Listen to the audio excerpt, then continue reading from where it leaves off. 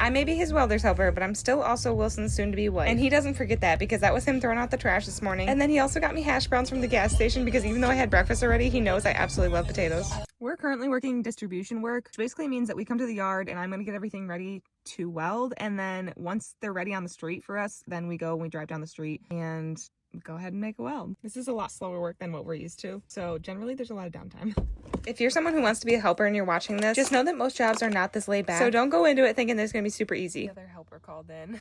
And definitely don't call in like that helper did, because it made me and his welder work twice as hard. But anyways, every single morning I get my bucket ready. This is where I'm going to put all the rods that I'm going to be handing to Wilson while he welds, My bucket already? as well as all the tools that we're going to need for the job. I also plugged my grinder in so it was ready to go, because they can call us at any moment. It's been such a hot summer, so I'm going to get a squincher ready to go so that I can make sure I'm hydrated. We always make sure to have squincher packs in the truck, because not only are they a good source of vitamin C, neither of us need to be getting sick, just like that other helper was. But let me tell you, the humidity up here has been insane this summer. Although this day was pretty laid back, not every day is like this, so we need all the hydration that we can get. I also like to make it my personal job to make sure my welder's hydrated as well. It's now 9:30. Hurry up and wait.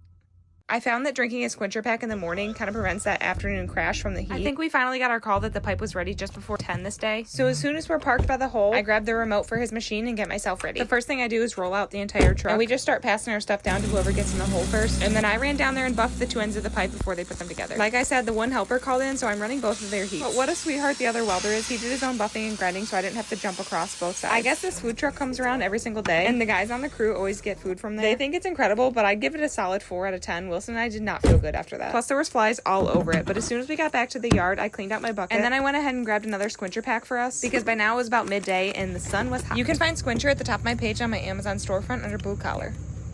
Need some hydration. Now it was time for over an hour drive. The cool thing about squincher too is that it's safe to drink all day, every day. It's not loaded with high sodium like most other electrolytes, especially formulated with lower sodium to keep you hydrated all throughout the day. On another note though, this will be my favorite part of the day every single day.